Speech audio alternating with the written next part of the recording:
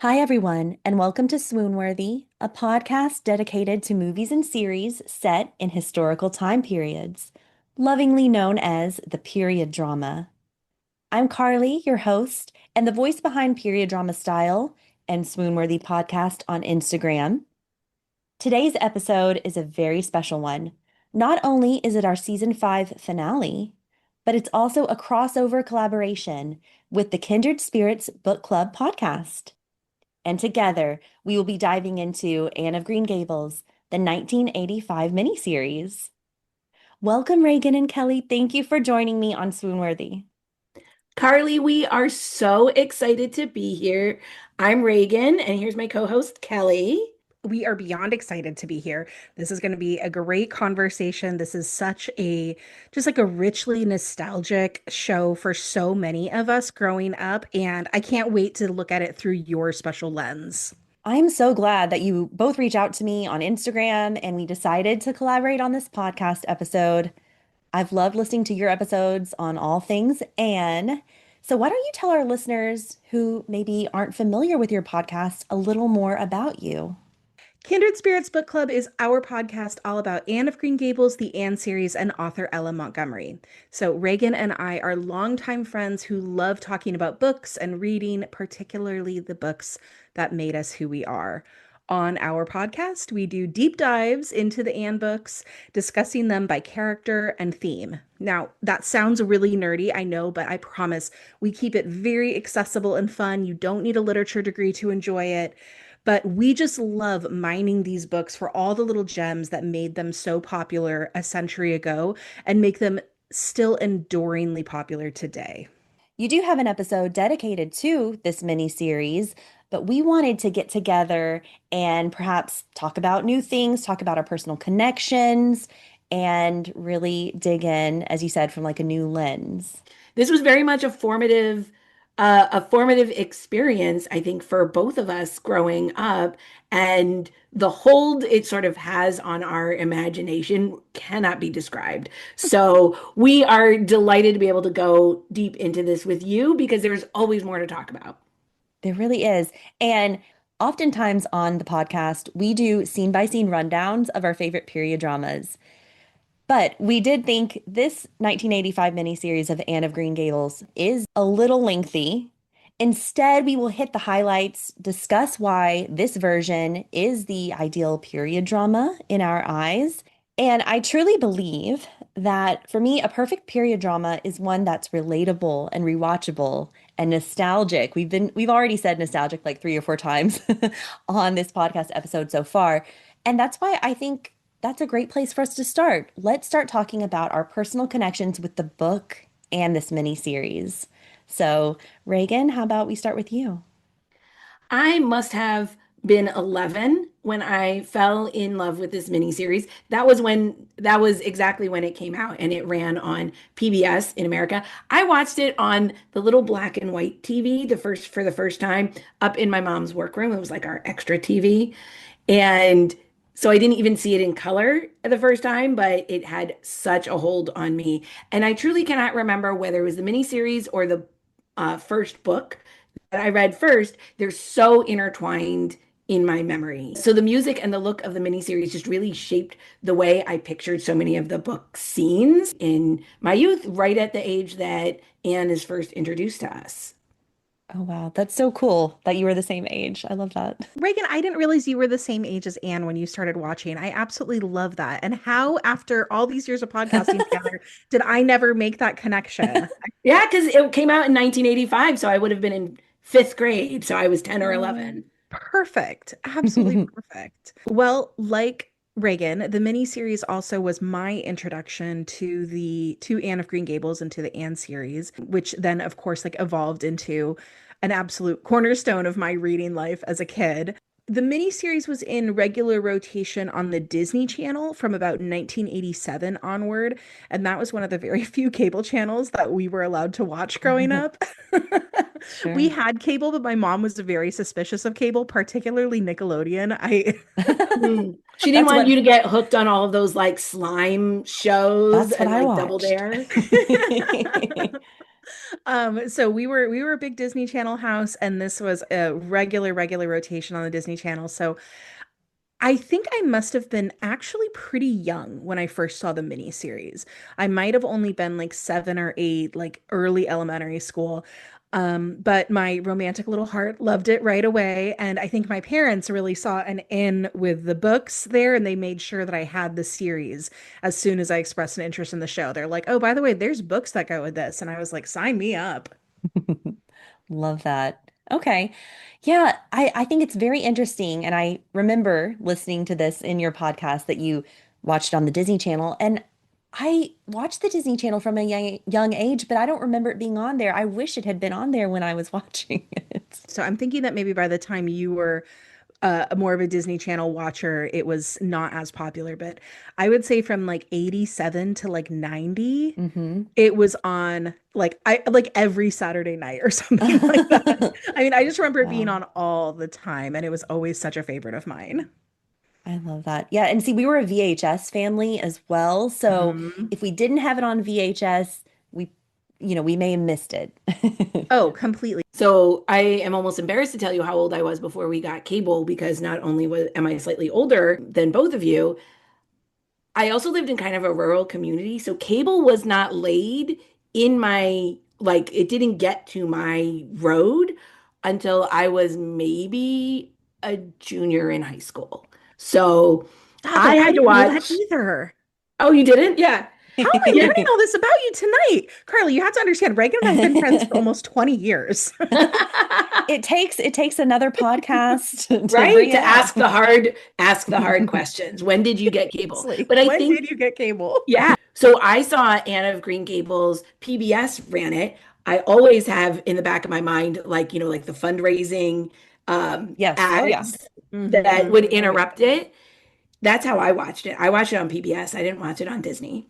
I gotcha. I love PBS. So I was a Wishbone child growing up. I mean, that was like one of my earliest literary connections is Wishbone. Reagan sort of mentioned this earlier when she was talking about her sort of visual connection to the books, how that sort of came from the miniseries because she had seen the miniseries first. I have the same thing with Wishbone Yeah. and many classics. Yeah. It's like, oh, the Count of Monte Cristo is a Jack Russell Terrier in my Oh mind. yeah. Cyrano de Bergerac for me. I get you. This is so funny. Well, and you know what? As I said, I really fell in love with Anne of Green Gables, I think a bit later when I reconnected with it as a young adult. I would even say college years, adult years. I do have one fond memory of watching the miniseries in middle school because I have a fun story. So, seventh grade, we had exploratory courses that changed every 6 weeks, and one of those was a home ec class. And we learned how to sew by hand and with a sewing machine, bake snickerdoodle cookies. And for whatever reason, that teacher put on Anne of Green Gables when we were doing these activities. So I have that sweet memory to look back on.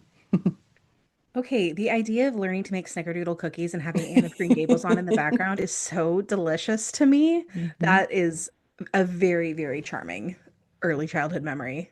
Yeah, yeah. I don't know, it stuck with me. And then, as I said before, like, I don't know, I think it was when I started to really do my period drama style Instagram account and dig into maybe the lesser known period dramas and just the ones that I may have missed. And first off, I followed the Anne of Green Gables official Instagram. Some of my favorite vintage fashion influencers on Instagram consider Anne Shirley as inspiration, and so they dress like her, and I just love that.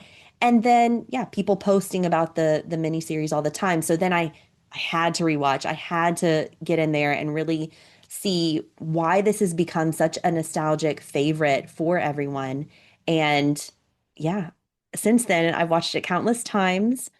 And I think that it's kind of a good indication that maybe you didn't grow up with it. You can still fall in love with it at any age.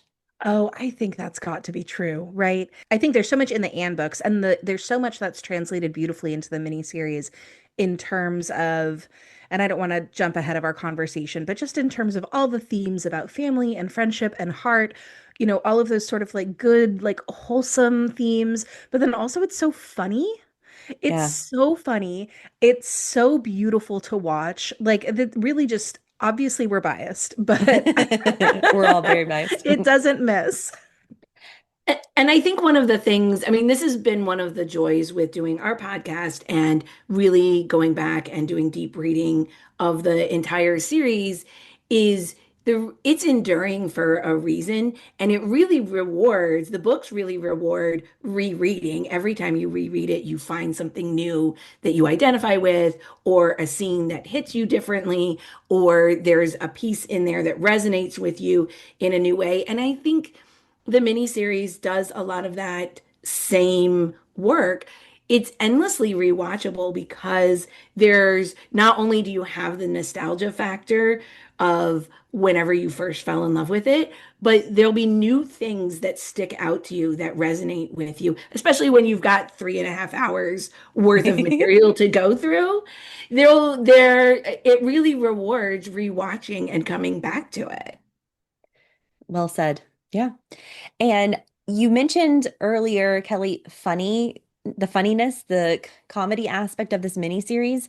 So this last time I did get my husband to watch it, didn't even have to try very hard because what happened was we watched the first half and it got rather late and he was enjoying it so much, laughing mostly at, these hilarious lines from Marilla and Anne. And it got really late. We paused it, and then a couple days later, he was like, "Do you want to finish the miniseries?" And I was like, "Yes." Oh, good husband. I Yeah, love that. yeah, yeah. And he doesn't watch all the period dramas with me, just, a select few. So I thought it was great. My husband won't watch the Anne miniseries with me. He says he was traumatized by his sister rewatching it too many times when he was growing up. My husband has watched this with me even before we did the podcast. I think I showed it to him, and I think it was one of those ones where he was surprised with how much he really enjoyed it, where he was Yeah, like, "I'm doing this to humor you," and I look over and he is truly enjoying the experience. It is very funny. it is the situational humor and then just the lines. Yeah. Along these same lines, so I have a friend who I've sort of like gotten to know a little bit better this year, and he knew that we did this podcast. He had no relationship with Anne of Green Gables beforehand, had never read it, didn't really know. But like he's like wants to support a friend, so he started listening to the podcast a little bit and was like, "Okay, I don't know what's going on. I better read this book." And so he sat down and read it, and he texted me a few weeks ago and he said, "This book is hysterical." He's like, I didn't realize it. He's like, I thought it was just like, I don't know, like girls in puff sleeves. And he's like, it's really funny. I'm all, I know, it's really funny. Yeah. So I think we're just proving here that it doesn't matter how old you are, who you are, you Yep. can like this. You can like this miniseries and the book. Because my swoon-worthy followers love the podcast episodes where we dive into these nostalgic childhood favorite period dramas, I did want to ask you all, what were your favorites growing up? My Fair Lady, Oliver, Seven Brides for Seven Brothers. What the heck is that movie about? I love it so much. It's so weird. But my sister and I were also really obsessed with, I guess it was a TV show, and I found out it ran on the Disney Channel at some point. It was a somewhat obscure TV show. We only got it on VHS. So every time we would go to the video store, we would get the next tape, and that would have like 2 or 3 episodes on it. It was called 5 Mile Creek. It almost feels like a fever dream, like when my sister and I talk about it, we're like, nobody else remembers this. But I looked it up. It's really there. I actually tracked down some DVDs for my sister one year for Christmas. It was set in the Australian outback during the Australian gold rush of like the 1860s. And think like Dr. Quinn medicine woman vibes, but instead it's like an American woman and her child running a way station for a stagecoach line. And I looked this up when I was looking this up again, like to make sure it wasn't a fever dream. A young Nicole Kidman was in the last season as like a young, plucky outback lady. No way. That's now I have to look it up for sure. Oh my gosh. 5 Mile Um, Creek. I think I need to watch 5 Mile Creek. I never heard about that until right now. And it does sound like it's kind of a little bit of like a Venn diagram of like Dr. Quinn, Medicine Woman, and maybe Little House on the Prairie, 70s Yes. Little House. Yes. but set in Australia, question mark. So Australian accents. No, absolutely. That is exactly where the Venn diagram lives. I also grew up in a musicals house and a VHS house for that matter, but that was the time. And I absolutely wore out our videotape copies of Singing in the Rain and Meet Me in St. Louis. Another one that stands out, especially thinking about the work you do on period fashion, Carly, was Gigi, which is Yes. it's a gorgeous movie from a fashion perspective. The fact that it was one of my favorite movies when I was like 7 or 8 years old, I clearly had no idea what was going on. You're I was talking to you're talking to someone who Moulin Rouge was their favorite movie from a very early age, so there I you get go. There you go. it. I was just there for the dresses, not the content. That's so funny. But another period movie that made a huge impression on me as a kid, a slightly older kid, probably like late elementary school or early middle school, was the Merchant Ivory adaptation of A Room with a View. Have either of you guys seen that? Love, love. Oh, it's so beautiful.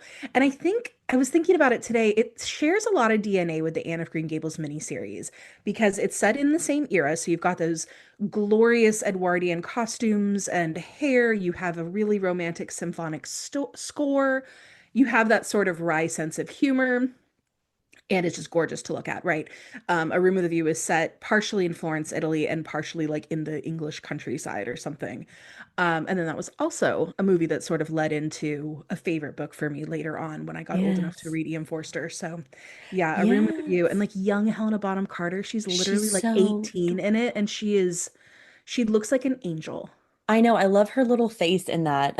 Hmm. Yeah, so we did cover A Room with a View on the podcast, and I will stand by this. That's like the one of the perfect period dramas ever created. I think it really is. And I think one of the reasons that it is so successful, and I think that this is a reason that this miniseries we're talking about today is so successful, is because it captures enough of the spirit and flavor of the original book while also giving you a lot of like visual interest. So it really feels like what you're watching is like an honest reflection of the book. And we have a recycled movie costume. Have you seen this? Did you know about this? No. I mean, I know about recycled movie costumes Let's generally, see. but tell me. Oh, can you? It's not going to Okay, show. I can't quite tell. Okay, but I see Megan Follows wearing white and I see Helena Oh, Bonham Carter wearing white. Is it the same dress? it is the same. So I'll share it with you on Instagram. I posted this on Instagram where it's in the sequel. Okay. Okay. Okay. Yep. So Diana's wedding, Okay. what Anne's wearing to Diana's wedding, like the bridesmaid dress, essentially, Hmm. the blouse part of it is the same exact as Helena Bonham Carter in A Room with a View. I love that so much. Wow. It's a Yeah. crossover costume. Yep. They Yep. truly do share DNA They and at do. least You were one right. shirt. And it's so lovely. And, I know we're about to focus on the 1985 miniseries, but I want to say the costuming of the 1987 sequel is just phenomenal. And I love it. And oh my gosh. Okay. I mean, I Yeah, think because because that's because Anne is older in that one. So Yeah. Anne gets to wear Marilla's no longer dressing her. So Anne gets to wear the outfits of her dreams. And Anne really loves fashion. it's canonical to the book that Anne loves pretty dresses. It makes a lot of sense that by the sequel, when she's kind of dressing herself, she does so beautifully. But I'll also point out that that they probably had a lot more money to make the sequel than they did to make the first one, right? Ah. Because the first one was such a sensation right off the bat that the Canadian Broadcasting Company was probably like, "Here, take our money. Like, do whatever you need to do to make it beautiful." Right. Yep. Everything gets like a little step up. Yep. Mhm. So it fits with the storyline and with the budget. Yep. The practical aspects of it. All right, so I think that we've covered, some background on our experiences, whether it is with Anne of Green Gables specifically or our childhood favorite period dramas. Now let's talk more about what makes the 1985 miniseries the quintessential period drama. What I want to start out by saying is that Anne Shirley is a strong, relatable heroine in the novel and then translated onto the screen by Megan Follows. And we've all felt isolated and different at some points of our lives. Not all of us have, that same experience of growing up in an orphanage and then having to make your home with someone else, a different family. But I think we can all still somehow relate. We can all relate. And part of it is the age, right? Anne is 11 years old. And a lot of us come to this book in adolescence, which I think is a time where you are feeling like you just aren't sure where you fit in yet, right? And depending on what your situation at home might be, that might not feel like a place you fit in anymore, maybe. And I think that's one of the reasons that when you encounter Anne, especially in adolescence, you're like, oh, yeah, she gets me. Yeah. Yeah, we're all looking to find the place that we belong. And the fact that Anne is not just strong and interesting, but she's upfront and vulnerable about wanting to Mm. belong. And that's something that I think a lot of people can really relate to. And that's why we love Anne, because she's out front with the fact that she wants to belong and she wants community and she wants to love people. Yeah. No, that's well said. And then I was thinking back to a lot of my childhood books. I mean, A Little Princess and The Secret Garden by Frances Hodgson Burnett. I mean, there are a lot of orphan stories, but we relate to them. And I don't know, I just think that's very interesting. I'm sure you could do a full discussion on that. Perhaps you have on your podcast. We've talked about it a little bit. I don't know if we've given it maybe the treatment that it deserves, but we have talked about how, and it seems like especially books written in this time, there was like a bit of a fascination with orphaned children or orphan girls. And I honestly think this is just spitballing. This is not based on any kind of like academic study, but I honestly think it is just because that was sort of like the lived reality. People Wow. didn't live as long. People got sick and died. Women died in childbirth. And I think a lot of times children did just grow up without parents, or they grew up in, taken in by distant relatives or things like that. Yeah. Because in addition to the Frances Hodgson Burnett books you mentioned, I mean, we also have so many like Bronte books, right? We have Jane Eyre, Yes. we Yes. have Wuthering Heights. Those are books where you have these sort of like orphan children. I mean, so many Charles Dickens books, like Oliver Twist. Like, this is a real theme of a lot of 19th century and early 20th century literature. And I think, in addition to the fact that like people like an underdog story, Yeah. um, like I think it was just true. Like a lot of people didn't have parents. It was reality. And then I was thinking, are there more modern stories, that take this theme? And I was thinking actually of The Queen's Gambit with Anya Taylor-Joy and how she grew up in an orphanage. And I was like, oh, okay. So there are still, and I mean, that was, 60s, I believe, but still. I think found family is something that we see a lot of now, Mhm. right? Maybe not specifically like in a contemporary story, like an orphan growing up in an orphanage, but I think found family stories are still and maybe will always be incredibly popular. I mean, like, look at the Harry Potter series, right? That's a very good example. Yeah. Another aspect of being a strong, relatable heroine that we can find in Anne Shirley, she is a literary, bookish girl.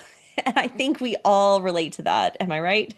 Absolutely. I think bookish girls love Anne because that's the first thing we know about her, right? Is that she's got too big of a vocabulary and too big of an imagination for her age. And books and words and literature have been what have saved her. And I think for a lot of people, that's really true, that you find your community in books often first, or you find yourself in books first. And that is so true for Anne.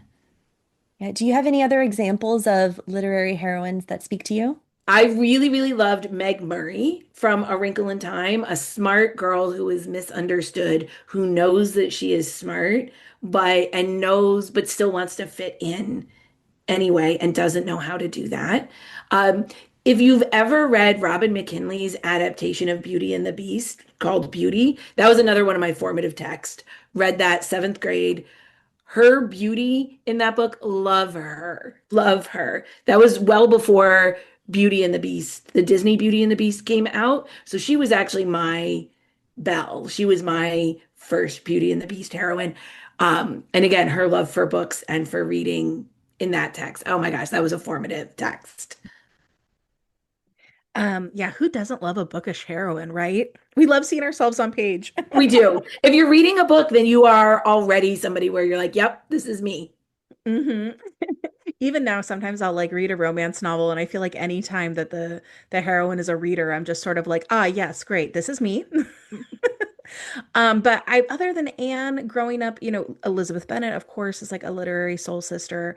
I also loved Jo March from Little Women. But moving maybe into like slightly more contemporary books, another book from my girlhood that just had a whip smart heroine I absolutely adored is the book The Westing Game by Ellen Raskin. And Carly, if you haven't read The Westing Game, because you kind of like shook your head a little bit, I really encourage you to. It's a YA book from the late 70s, early 80s. I couldn't put an exact year on it off the top of my head. But it's really brilliant. It's a murder mystery. The heroine is a young girl named Turtle Wexler. She's about 12 or 13. She's like a little girl detective, and she's so spunky and fun and like kind of unlikable, but also just like really bright and brilliant. And it's a great book. It's a great read. I still reread it all the time as an adult. I'm putting that on my reading list right now. You had me at murder mystery. Oh, yeah, it's Yeah. phenomenal. So thank you for sharing that recommendation.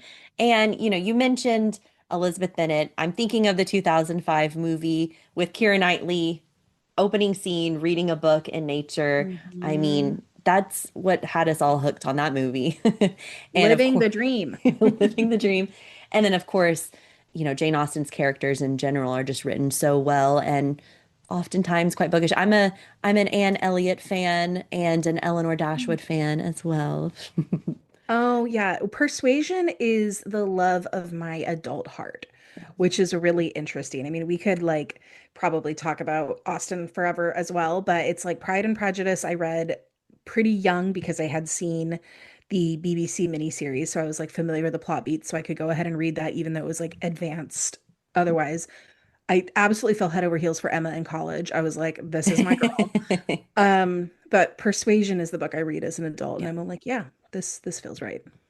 it's so wonderful. It's yeah. And then Little Women you mentioned. I mean, how can we not? In fact, I think I'm going to maybe talk about Little Women a little more throughout this podcast because Jo March is, yeah, she was my heroine growing up, my role model, who I wanted to be and still aspire to be.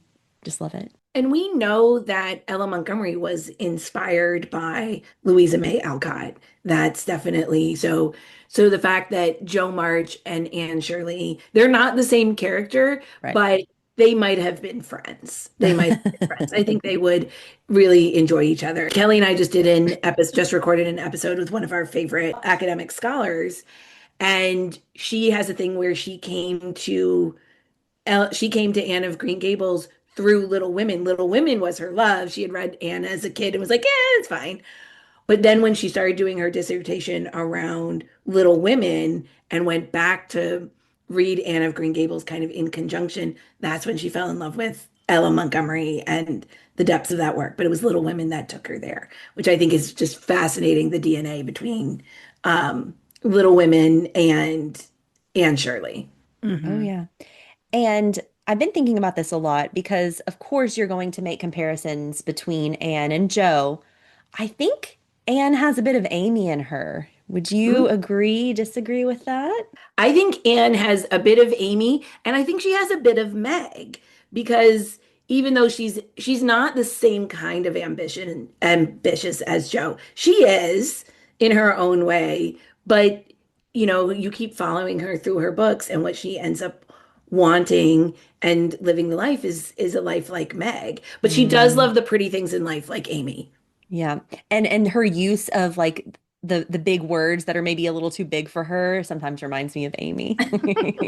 And I love it. I think I one comparison I see with Anne and Amy is some of the schoolyard stuff that happens, Mm. right? The same, I think of Amy and the Limes, and then I think of Anne walking the ridgepole, right? These are interesting moments about girlhood and what happens when you get groups of girls together and sort of like these sort of petty jealousies and vanities and how they sort of play out and the lessons you can learn from them. By the time we meet Jo, she's past all of that. But I do see a lot of similarities with like Jo and Anne in her college years for sure. Yeah. Okay, this was fun. I love talking about Little Women and Anne of Green Gables.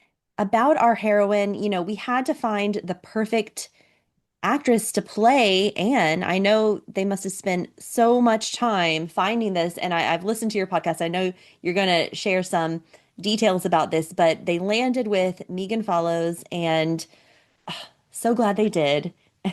How did that process happen? Yeah. So casting, I think, is one of the ways that this movie really shines and part of the reason why it is so eminently rewatchable. And Megan Follows was, you can't even imagine somebody else in that role. They auditioned almost 3,000 actresses for Anne. And they actually saw Megan Follows kind of early on in the process and were like, yeah, like they kept looking. They weren't sold on her. They had a stopover with Skylar Grant, who plays Diana. And Skylar Grant is Katharine Hepburn's niece, and she recommended her for the role.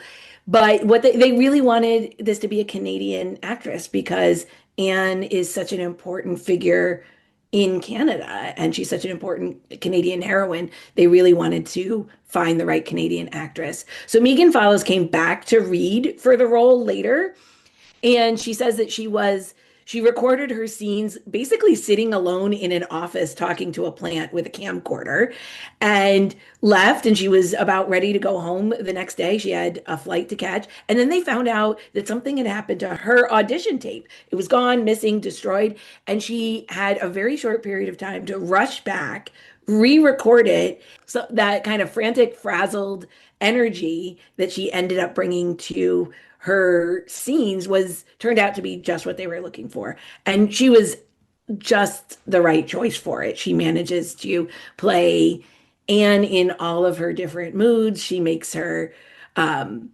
her anger believable and she makes her sweetness believable. And I think she's been the face of Anne of Green Gables ever since.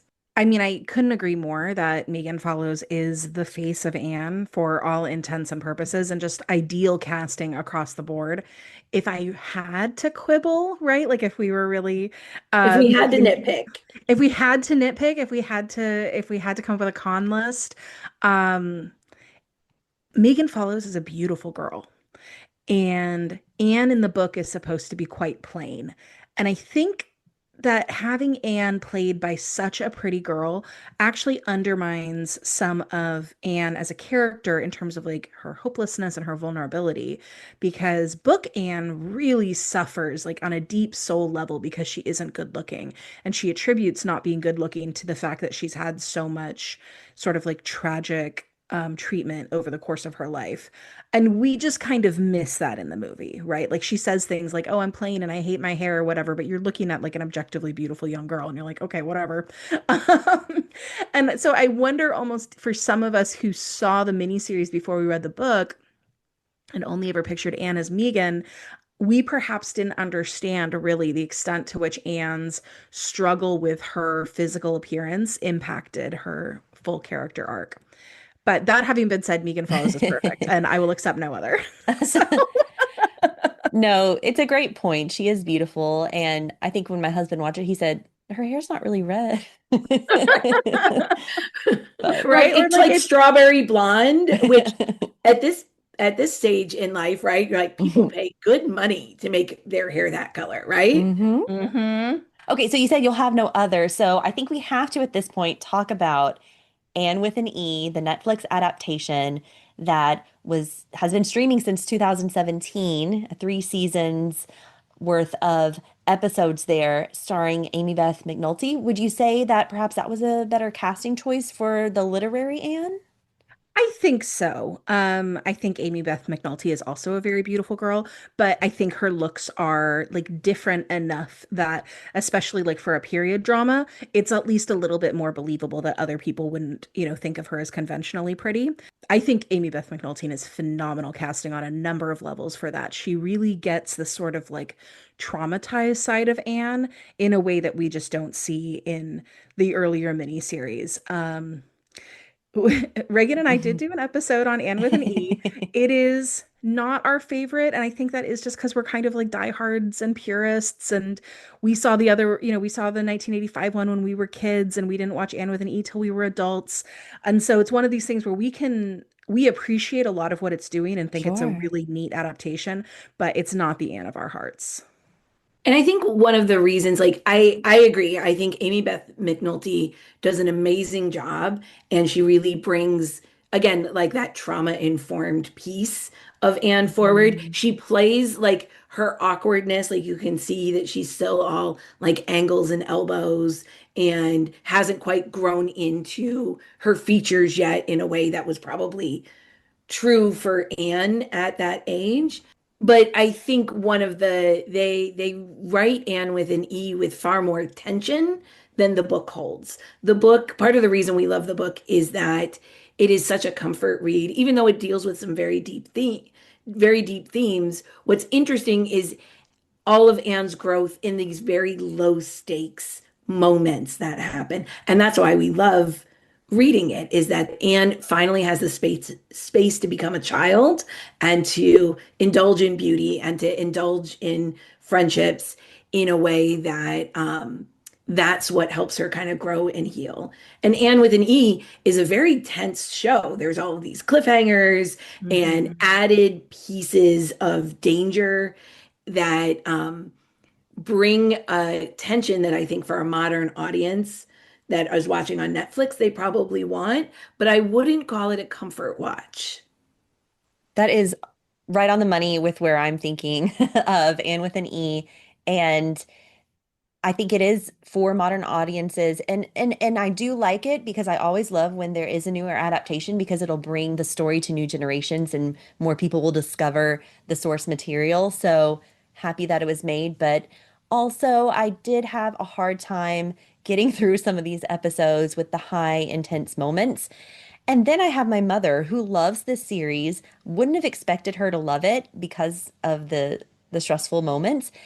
And I recently also started watching the miniseries with her, and she's like, "Oh, wait, so they don't send her away because they think she stole the amethyst brooch?"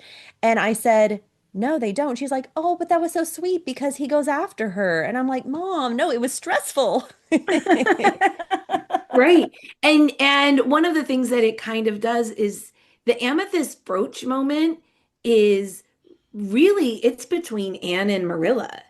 Yeah. It's not a hero moment for Yeah. Matthew. It's the moment where Marilla like kind of really connects with Anne in this parental way where she kind of realizes she got it wrong. She understands Anne. She understands a little bit more about Anne as a person. And it's a real big step in their relationship and turning it into this dangerous moment where she runs away. That's not, it was, it's profound in its smallness. This moment between Anne and Marilla in the book, it doesn't even have anything to do with Marilla sending her away or not. Right.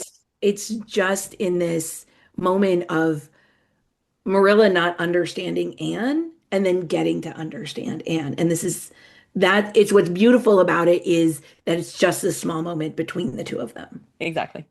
And I think the miniseries does a little bit of what Reagan is talking about quite well, letting some of these moments that are small and profound, letting them breathe and letting them sing, by not really by taking 3.5 hours by really taking the time and by not sort of trying to rush it into like a typical building tension half hourly plot.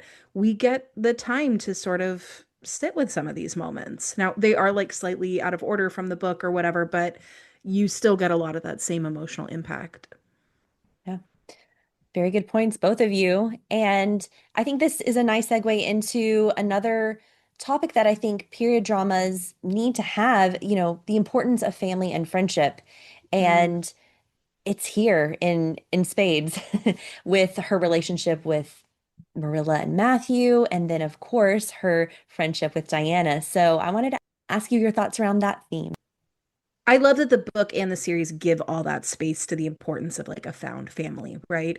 And I think part of this is the time that it came out. I think that you can't separate the fact that this movie came out in the mid 1980s from this sort of thematic idea around family because the early 80s was the peak of divorce in the United States. And so when this miniseries was sort of at the height of its popularity, this was a time when a lot of the audience, a lot of the like young kids who were watching it may have lived in households that were, didn't look like mother, father, child, that might have been with only one parent or with step parents or with grandparents. They may have lived in a sort of non-traditional quote unquote family style. And to see that not only is that normal for the 80s, but it was also like historically normal, that this is just this is sometimes what happens, that we just come together as a community to help raise a child, and that's normal and beautiful, and family can look a lot of different ways. I mean, what an incredibly valuable message to send to all those kids at that time. And we've talked a little bit on our pod when we've talked about the book about that Anne's growth and Anne's like the saving of Anne from kind of her awful experiences prior to Green Gables rests on her relationships, the Mhm. three tentpole relationships she develops with Matthew, with Marilla, and with Diana, and that those three relationships are how Anne is able to kind of heal from the past that she's had and discover herself to be worthy, discover herself to be lovable through those three relationships. And they do such a beautiful job in this movie with that. First of all, casting, pitch Oh perfect. yeah. Colleen Dewhurst as Marilla, she does with her one eyebrow raise, you get all of Marilla's personality and her sense of humor. And, Richard Farnsworth as Matthew absolutely conveys all of his quiet love for Anne. And you can see why these three people became so important to each other. I Yeah. have to piggyback off of your comment about Colleen Dewhurst Reagan because, for your listeners, Carly, who maybe haven't read Anne of Green Gables in a minute or haven't read it at all, Marilla is a point of view character in Anne of Green Gables. So very often you are in her mind as she's experiencing Anne's sort of various scrapes and foibles. And so you're hearing this from the perspective of a middle-aged woman who is, very used to living life a certain way and having things a certain way. And her take on it is always like very wry. And what Colleen Dewhurst can do with a glance or a scoff or an eyebrow raise, I mean, she is communicating what takes Ella Montgomery pages and pages to do in the book. I mean, just a generational talent, and having her in this is just the best. She Yeah. does such a great job with Marilla's sense of humor, which she has sort of tamped down and hidden, and that Anne gradually brings out in her, which at first is only internal. Like we, the readers, only get to see how funny Marilla thinks Anne is, and then gradually over time that she gets to start showing that to other people as well. Like Colleen Dewhurst is the you can read all of those emotions on her face. She's incredible. I couldn't agree more. And I think that also you grow up maybe having some adult in your life that Marilla reminds you of. And whether it's a parent or a teacher or someone who you kind of have to win over, or you're so different personality wise, whether, you're a rule breaker and that person's not, I don't know. I find that also very relatable when watching this. I think that's so true. And another sort of, we talked about obviously the family connections, but I love also Anne's friendships in this book. Her friendship with Diana and the way that the movie captures that friendship is really, really beautifully done. They have a deep and intense and special bond. And I think the movie does it justice in a way that doesn't make fun of it, right? I think that in different hands, that relationship and the intensity of it might have come off as like comical or silly or something like that. But the miniseries takes it as seriously as the two of them do. And I think it's all the richer for it. And then we get to laugh at the parts that actually matter, like when Diana gets drunk off of what she believes to be raspberry cordial. Oh my Oh, goodness. that is Skylar Grant's like shining moment. That's like her capstone, the best scene ever. Yeah. No, that's so great. It's so memorable, so iconic. And all of their friendship scenes, like I recently did a period drama style post and I was gonna do all of the cast members and then I made it just about Diana and Anne's friendship and like the love they have for each other because there's so many cute pictures and cute scenes of them. It's swoon worthy to say the least. Yeah. Yes. And you know, I think like Maud did a great job writing this, and then Kevin Sullivan did a great job capturing it, which is that intensity of girl friendships at that age. Like Anne is the original girl's girl. Like she loves her girlfriends. She loves like she's all about like girls before anything else and her friendships before anything else at this age. And it's this is just personal to me.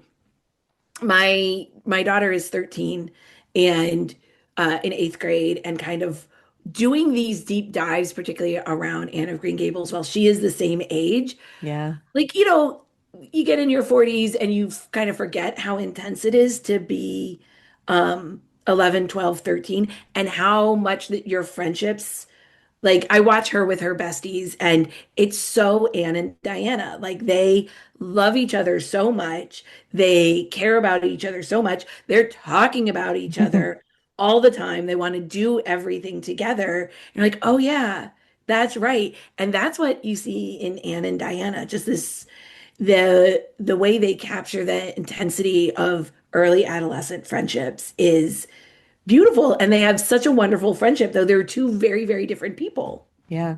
God, I love it when there's a friendship between people who you wouldn't necessarily envision together. Like I'm thinking, I don't know if you're Poldark fans, but that's one of my favorite TV series. And Caroline and Demelza end up being friends, but they're polar opposites. And I don't know, I feel like that's a bit of this. Right. Especially in the first season, you would never see that coming, but Yeah. it comes to like it makes sense after what they go through. Hmm. Well, one of the things we've talked about with Diana, and this comes out of the book, right? Anne is already invested in a friendship with Diana before she meets her. She Love that. wants a bosom friend. She asks when Marilla's like, "Oh yeah, Diana Barry. She lives on the next farm," and she's like, please tell me she's beautiful. I can't wait to be friends with her. As soon as she meets her, she's in. And this is kind of the first fulfillment of a dream of Anne's. Anne has had all of these imaginary friends. That's all she got, right? She had the her reflection in a mirror. She had an echo in the canyon, which is, oh my God, is that not sad? That was her friendship before Diana.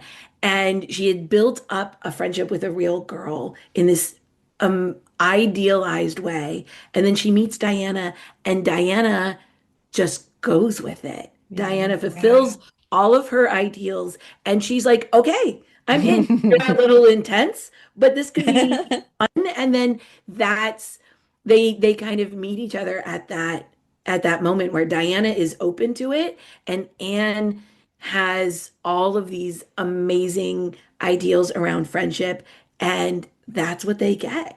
Like Yeah. they that's what they form. And Diana is the first dream that has come true for Oh, Anne. I love that. And maybe Diana needed a little more fun in her life. She needed to get in a three-legged race at a picnic. She never would have done that without Anne.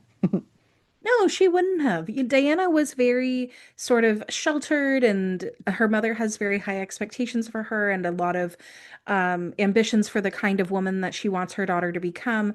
One of the very few things we know about Diana before she meets Anne is that she likes to read too much, and her mother would rather that she would, sew or do other things that she thought were more valuable.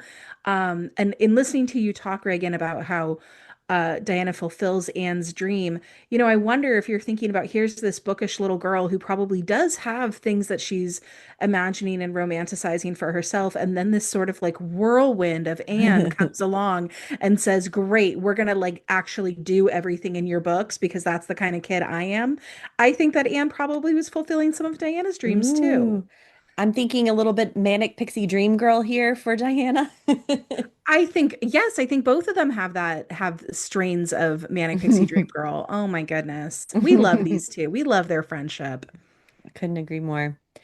And we have to talk about the romance aspect of it. I mean, why do we watch Darcy and Elizabeth so much? Why do we watch Jane and Rochester? We need some romance. And you have that with Anne and Gilbert in the miniseries. How do you feel about the way that's portrayed? Well, so Anne and Gilbert, right? Like they're for me anyway, the original enemies to friends to lovers like track, right?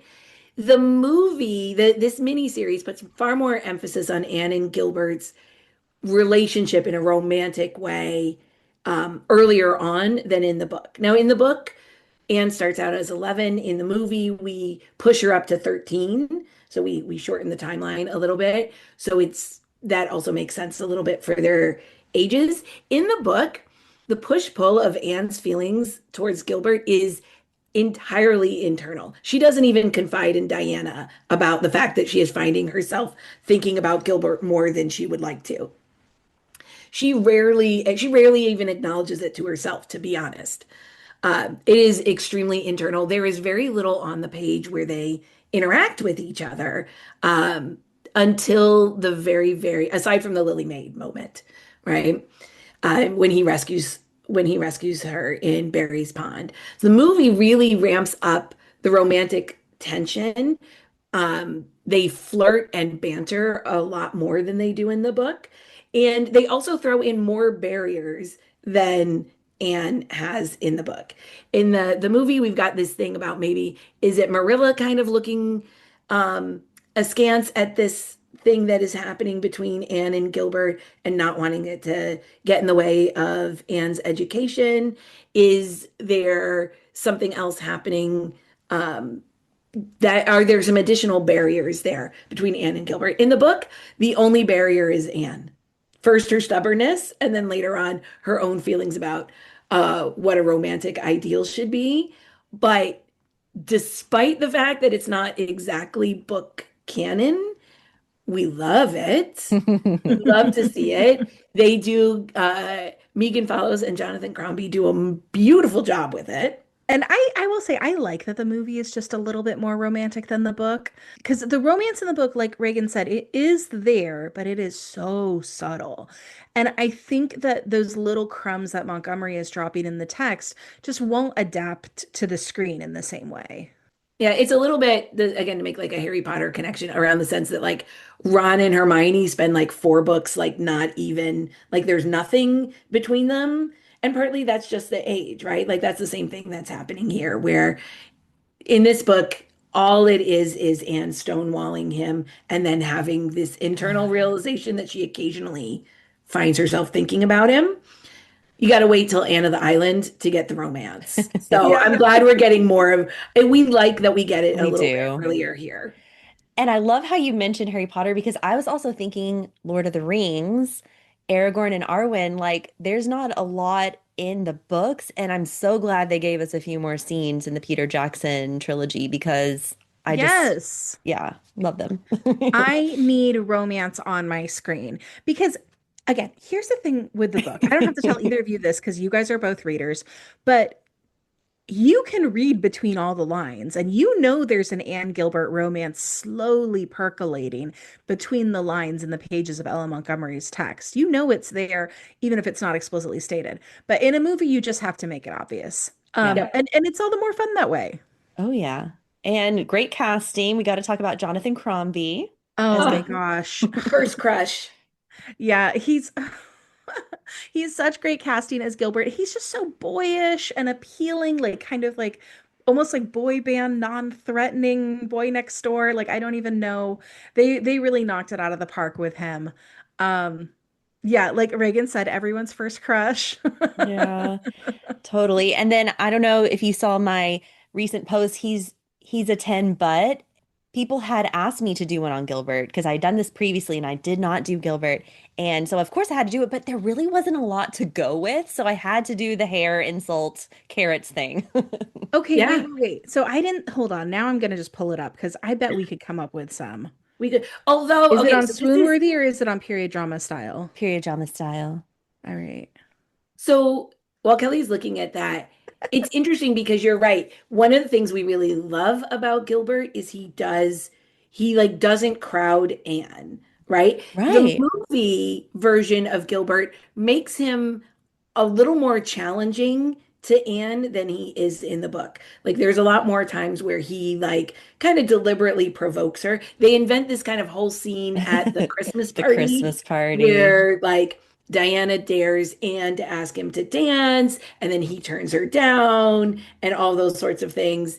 That's not in the book. It is Right. literally Gilbert going about his life and Anne studiously ignoring that he exists at all, which isn't super exciting on the screen. So Jonathan Crombie makes Gilbert a little bit more like he teases her more, he Yeah. pushes her buttons a little bit more, he challenges her a little bit more in a good way overall, right? And then he steals her dance card. He Yes. steals her dance card.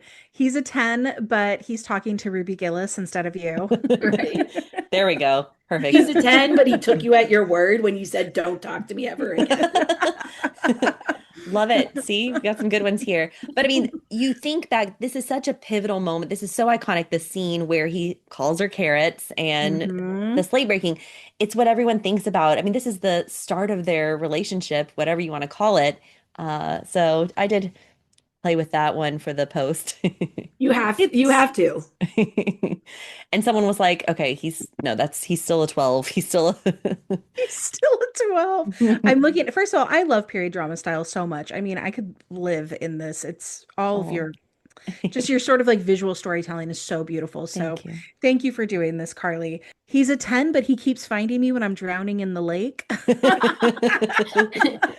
Oh, But so he Keeps cute. is finding me when like, I'm doing something really goofy. Yeah. Anne almost can't forgive the fact that Gilbert finds her in such a vulnerable Mhm. moment, right? Like, which makes sense. Like, you're already humiliated, you're already clinging to the bridge for dear life, and the one person that you actually care most, that has a good opinion of you, is the person who ends up rescuing you. Yeah, Yeah. that is, she almost can't forgive him for that moment. That's part of the reason why she actually lasts a lot longer Yeah. at um at keeping him at arm's length is because he was the one who rescued her. Yeah. Hmm. Yeah. No, that's also a very pivotal scene in the relationship. And I do love that you get to see more of them in the sequel, the 1987 Anne of Avonlea.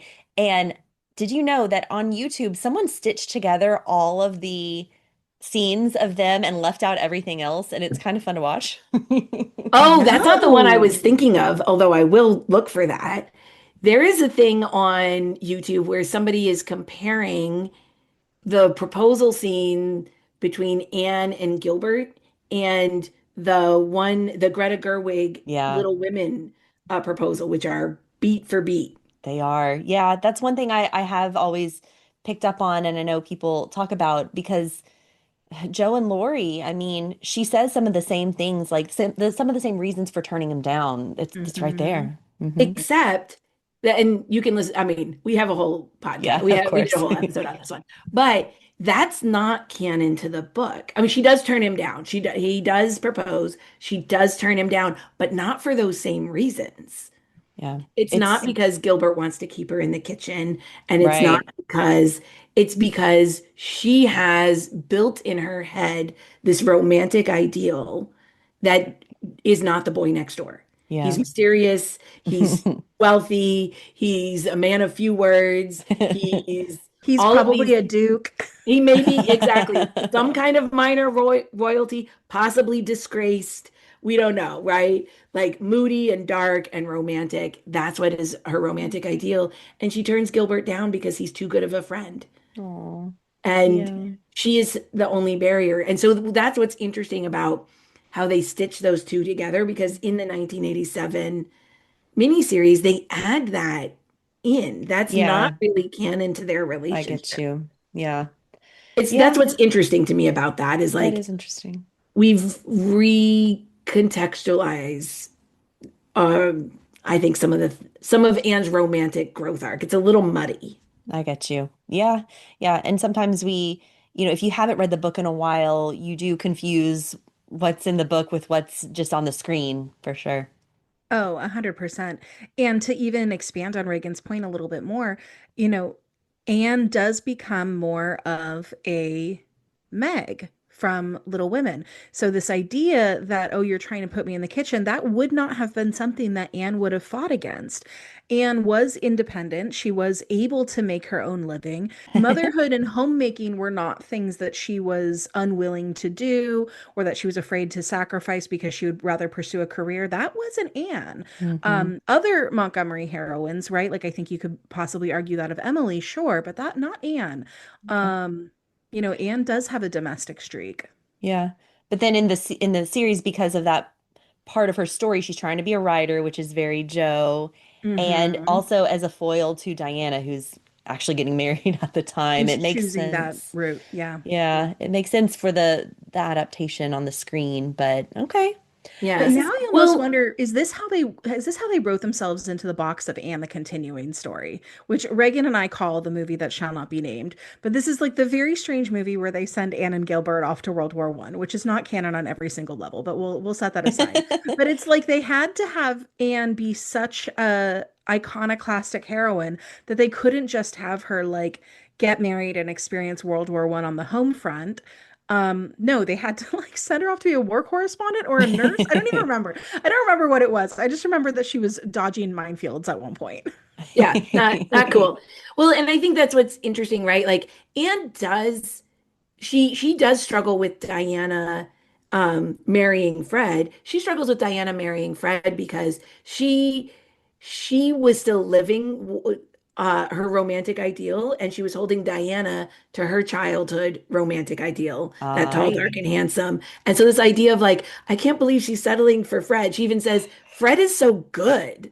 Like that's That's like a so bad. funny. She's I like, love Diana that. wanted somebody dangerous. Like, yeah, when you're 12, right? You get older and you're like, oh yeah, you don't marry that guy. And so that's what's interesting is that Anne struggles so much more with like letting go of her romantic ideals. Yeah. That's her character arc, not Yeah. so much that um that she thinks marriage will hold her back. It's that she's made such a like visual picture of Yeah. it. It's so visceral to her. She can't let it go to embrace what's really in front of her.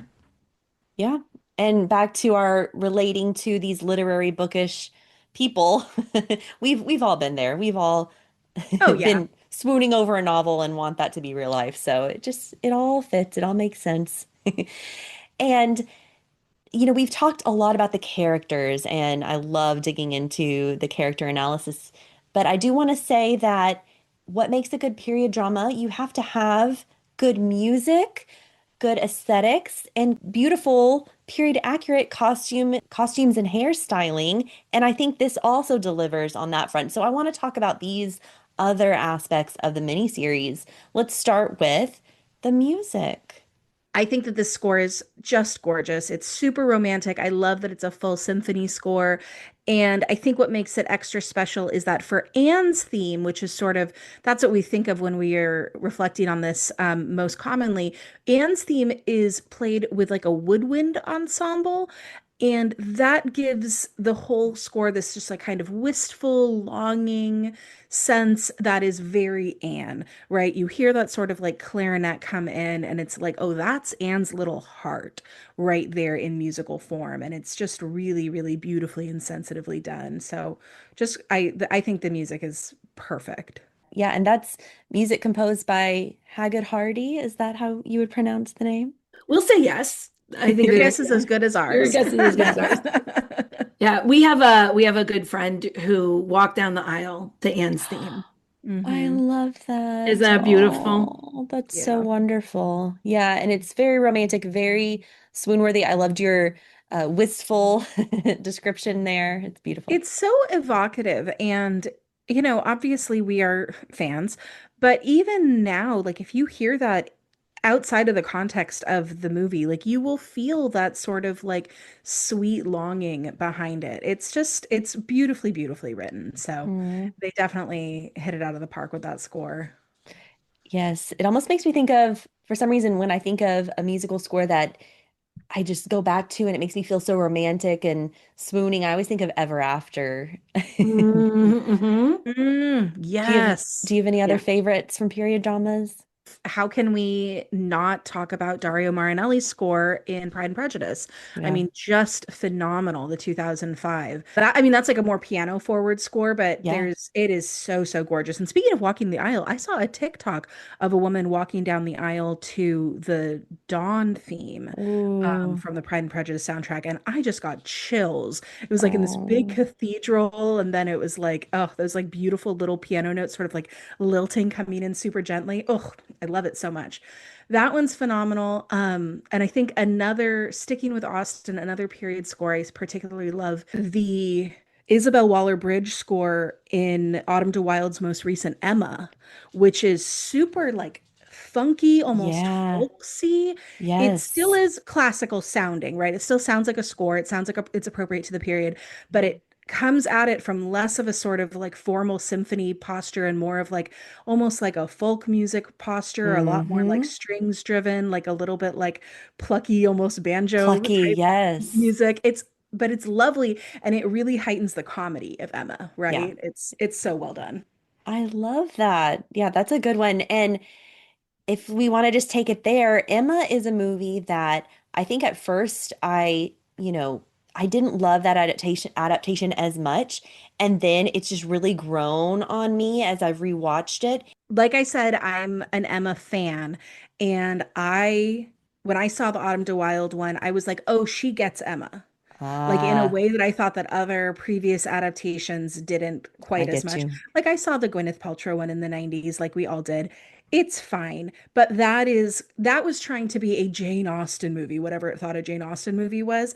That's not Emma. Emma is tongue in cheek. Mhm. Emma is a hot mess. Emma Emma is not stately ballrooms and country dances. Emma is a very silly girl doing very silly things. So that Autumn de Wilde got that. No, well, some would say Clueless is the best adaptation of Emma. I don't know if you're a Clueless fan. I mean, I might honestly. Yeah. So you know what? We went to London over spring break this past, and we saw Clueless, the musical, which was a new musical. Oh, I know, just on West End. I think it just closed on West End. So maybe it'll be coming here. Very faithful to the movie, ooh, plus music. It was so fun. So fun. I'm So intrigued. I'm yeah. intrigued. If it ends up coming here to the United States, take a look out for it because I was surprised by how much. I mean, I really enjoyed Clueless the movie. I just never envisioned it as a musical, but it really worked. That's so fun. I will keep an eye out for that. But yeah, I was thinking with Emma, it's grown on me, this version by Autumn Wild, for the aesthetics, for the Hmm. music, and for the costuming. So let's maybe take it to costuming next. Period accuracy is something that my followers really care about on period drama style. And so many comments on my Instagram posts. If I post a more modern show or series that takes liberties with the costuming, there's going to be at least a couple comments on that front. I'm I'm okay when a costume designer gets a little more artistic and creative and modern, but I have to also just really appreciate a period drama that feels authentic and real. And Emma 2020 actually taking real historic fashions and putting it into the movie. I mean, this one here that we're talking about today, Anne of Green Gables, the 1985 miniseries, it feels so real. Do you agree? Oh my gosh, so much. I think that's part of the reason why we love it is you just can feel absolutely immersed in this world and the costumes feel authentic and lived in. Like they feel Hmm. like the real clothing. And like one of the things we notice is you'll notice this with Marilla, just like people would have done in at the time. Marilla had one really good suit outfit. And she wears that anytime she needs to wear kind of a fancier outfit. She doesn't have a million things Yeah. because that's what would have been true, Is that the right? green one? Is that the green one? Uh-huh. The with the green jacket and she wears the Yes. amethyst brooch. Yeah. Um, One of the things that Kevin Sullivan did with this adaptation is Anne of Green Gables, the book, takes place late 1880s, early 1890s. The timeline's a little funny and shifty until we get to later books where historical events really nail it down. But firmly in the end of the Victorian era, he moves it forward to the Edwardian era particularly for the fashion. He wanted one is that like the fabrics were lighter, the silhouettes were the less dramatic than the Victorian designs. You still have like puff sleeves, but they were less heavily structured than some of the Victorian styles. So they're very romantic, very pastel, very dreamy. And so fashion wise, that he pushed that forward on purpose for this particular look. And I think it really, really works. There's so many outfits in there where like, oh yes, I would like to wear that, please. Well, and I think that the I would like to wear that please is because, not only are the fashions very authentic to the Edwardian era. I mean, as much as I know, right? I'm not a costuming expert, but it appears to be. But it also fits in really well with the aesthetic of the 1980s, which I think is also a very interesting point of overlap here. Because when you think of sort of one of the fashion movements in the 1980s was this sort of like country cottage aesthetic, like think Laura Ashley dresses with a pastel colors and all their little flounces and floral prints and lace trims. People were rocking a bouffant in the 80s, right? So very similar to sort of the hairstyles that we see here. And I even think about, every mom I knew in the 1980s wanted a country kitchen with a bunch of blue and white geese in it. So you can see how, if that is what you want your kitchen to look like, you look at Marilla's kitchen at Green Gables and you're like, yes, that is it. That is my design aesthetic. Give me that. Cottage core now, but shabby chic was very fashionable in the 80s and 90s. And in fact, when I was thinking about this point, I actually dug up this ad for the Laura Ashley furniture catalog from 1981. And I wanted to show it to the both of you because doesn't that just look straight out of Green Gables? I mean, look at that table with the little spindle leg and the rag rug. This could be Anne's room. Mhm. That So little print wallpaper, Yeah. mhm. like that absolutely could be on the walls of Green Gables, 100%. The wood trunk at the foot of the bed. The little wispy lace curtains. I mean, so all of this was aspirational in the 80s, and it also perfectly fit with this sort of like country farmhouse Edwardian style for the movie. So all of that just like overlapped perfectly. Yeah. No, it's a good point. The 80s influence here. My husband who watched it with me said, "Was this made in the 80s?" Because that hair, he was looking at Diana's hair. Yep. Yeah. And it Absolutely. and it works because puff sleeves are such a plot point. And that's part of the 80s as well. Yeah. Yes, very much so. I had a puffed sleeve dress in the 80s. I was a flower girl in my cousin's wedding, and I got to wear a dress with puffed sleeves, and I felt every bit as fancy as Anne. Oh, I love it. Yep. I So bet it had a pretty. little lace overlay, drop waist, bubble skirt. You know it. Did you see a picture, Reagan? I have not, but I can totally picture it, right? Oh, it's so pretty. And it also, I know this is a Canadian book and series, but it makes me think of the American Girl book Mhm. series and what I Yes, envisioned with them too. Samantha, Diana's a bit of a very Samantha. Samantha. So lovely. Yeah, so the costumes are authentic. They feel lived in, as you said, and it also tells a story because she, starts out with her what she came in, and then it's about having Marilla sew her some dresses, so she has a little more to work with. Then, of course, the most touching scene ever when Matthew buys her first puff sleeve dress. Oh my gosh. We love And that that's another scene. interesting moment, another interesting choice that they made. Again, this is like such a minor detail, but Reagan and I have to point it out because we're nerds. But that dress in the book is brown, right? Ooh, It's supposed to be yes. like a beautiful brown color, which I think the idea is it's supposed to like look really rich and luxurious next to Anne's Sure. red hair. But for purposes of the movie, they updated it to like that beautiful, like kind of robin's egg blue, Hmm. which probably just modern viewers would have seen as like a maybe a more attractive option. But either way, yeah, that dress lives in our memories. Oh yeah. And then alongside the more lilac-y purple dress of Diana, the blue and purple, those are like my two favorite colors. So I do appreciate that stylistic choice. I will say a brown costume, because we don't see too many brown period drama costumes. Emily 2022, there's a movie about Emily Bronte starring Emma Hmm. Mackey. She starts out in this, what we call the coffee bean dress, and it's this beautiful rich brown, and it is a show-stopping dress, so you might want to take a Oh, look I at that have to one. check that out. That movie's on my to watch list, but I don't have the specific reference. It's so beautiful, and the music is also to die for in that, so I'm curious what you'll think of that one. So the other thought I was having about costuming, like you were saying, Carly, is how it tells the story. It also does something really important for such a long piece, which is it orients us in terms of Anne and Diana's ages, Hmm. right? They start as little girls in those sort of shapeless pinafore dresses, and that's when they're supposed to be like, young teenagers, but they're supposed to be like pretty close to grown up by the end of it. And so that's when you see all of a sudden they're wearing more fitted dresses that are long. And so you can kind of tell where you are in their sort of it's a coming of age story, so you can see where they are in their coming of age as it goes just by those costume signifiers. Yeah.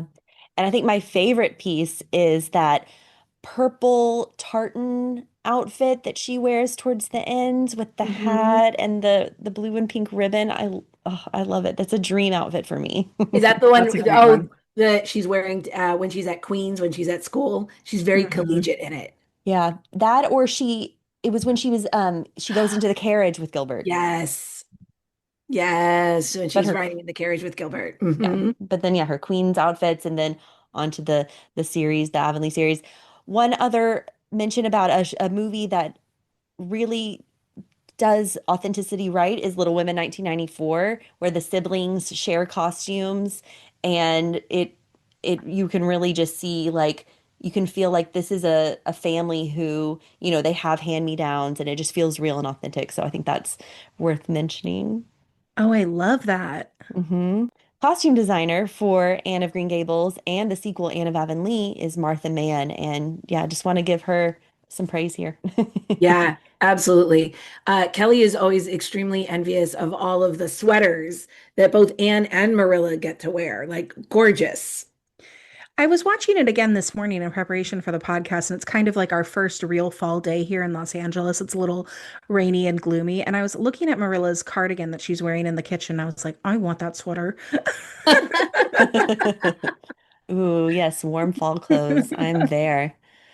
So great. I think the other thing that the miniseries just does so well, and Reagan and I can happily speak to this from personal experience because we've been to Prince Edward Island, is it captures the landscapes in and around PEI so perfectly. In fact, so much so that the island has a ton of tourism just based on the popularity of this miniseries, right? People saw it on the show and like couldn't believe it was real, and now they go there in droves. Yeah, Anne of Green Gables tourism is a booming business over there.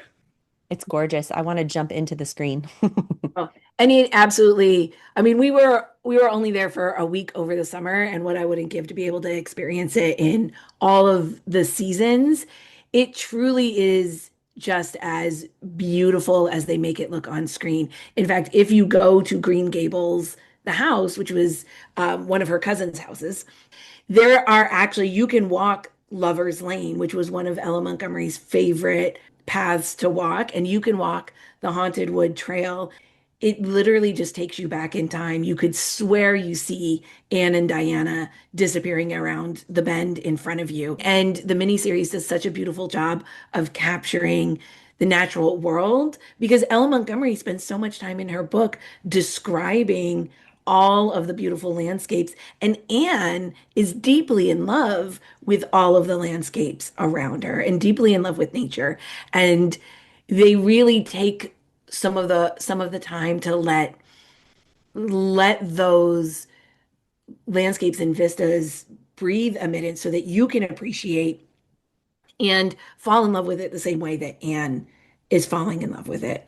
And Kelly and I always talk a little bit about how That scene when Matthew is driving Anne home from the train station and they go through the White Way of Delight is it's a pivotal moment for Anne's arc, right? It symbolizes this coming home, this coming to the island and belonging to the island, and it tells us so much about her.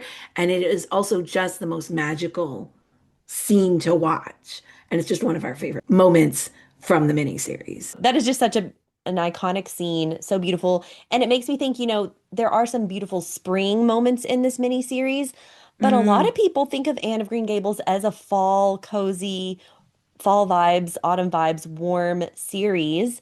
And it's probably because of the quote, "I'm so glad I live in a world where there are Octobers." And we see it because we are recording this podcast in October. We have seen it on social media. This is a good one that we see.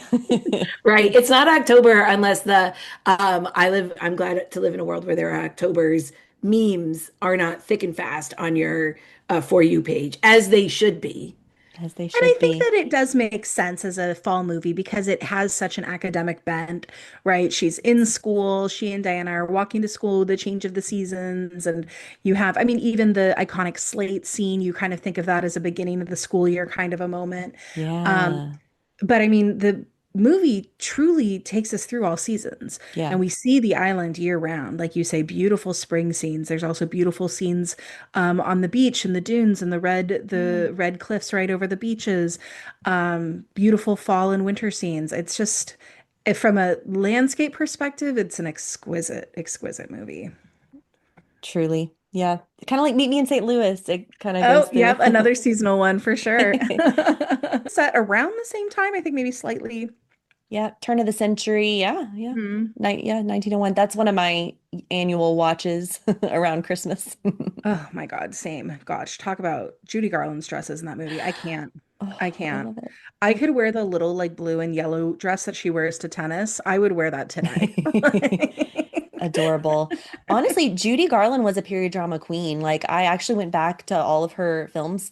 I think it was April of this year, and I mean, she was in everything. The Harvey Girls was like something I hadn't seen before, and she was excellent in it. I don't know. I need to do a Judy Garland deep dive, I think. Yeah, It's yeah, I'm not nearly as familiar with her sort of like movie work as I should be. She's such a legend. she is a legend. Love it. All right. And thinking about how we see Anne of Green Gables on Instagram a lot, it's also in pop culture. I was curious if you had heard of these or if you remember these. So, You've Got Mail, 1998. Did you remember the Anne of Green Gables reference there? That's right. She recommends Meg Ryan's character recommends Anne of Green Gables um, to a customer at her bookshop. Yes. And then I think she says, "Your mother gave me Anne of Green Gables. Read it with a box of Kleenex." Good Oh, Yeah, that's advice. good advice. good advice. And then Stranger Things. I don't know if you're Stranger Things fans. I haven't we I watched the first season or two, but I didn't know Anne Yeah. shows up at all.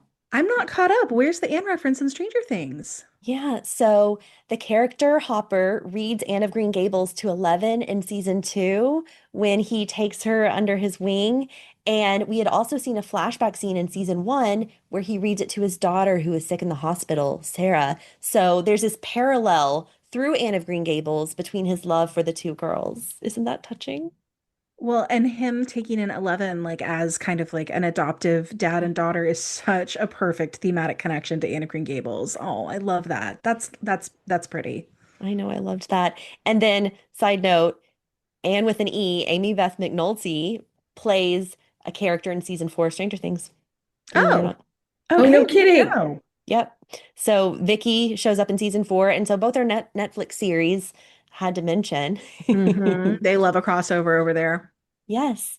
We've talked a lot about various adaptations. So there's a lot of literary kind of references and adaptations. There's some beautiful graphic novels based on Anne of Green Gables, which are lovely. All of them are wonderful.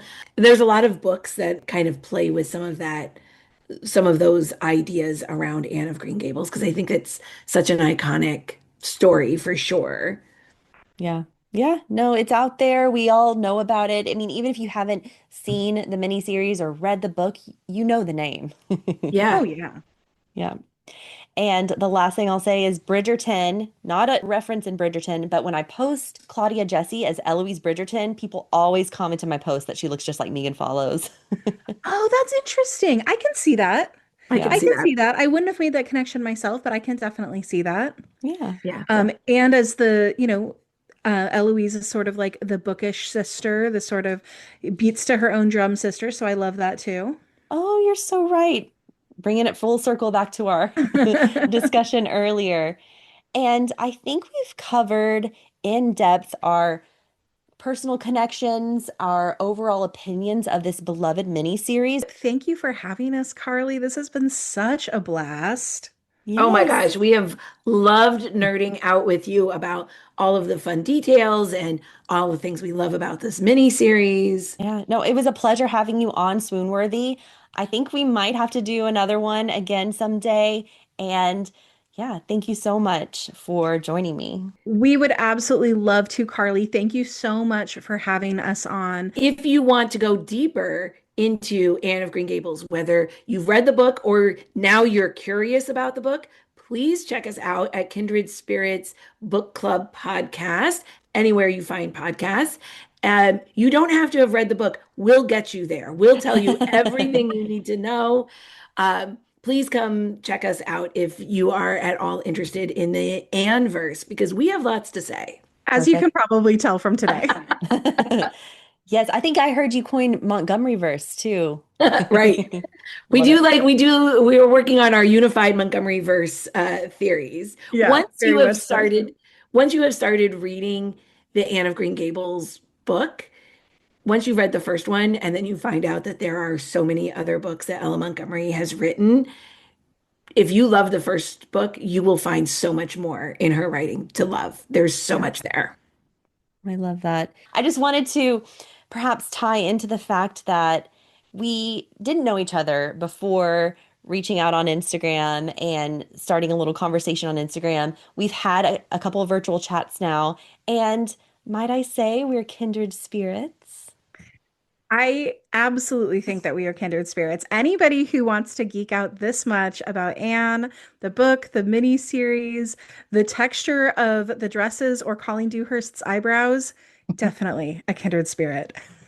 And that's been one of the things we have loved about this podcast is how it has brought us to so many other kindred spirits and being able to find those folks in the world who love and appreciate these same things with us. It was such a great conversation. And thank you to our listeners for sticking with us through this cozy, nostalgic discussion on Anne of Green Gables, the miniseries from 1985.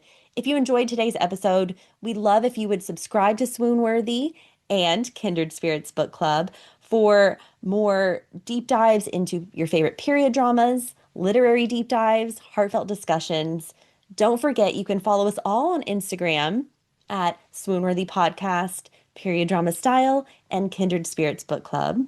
Thank you for listening. Keep swooning, and we'll catch you next season. Bye.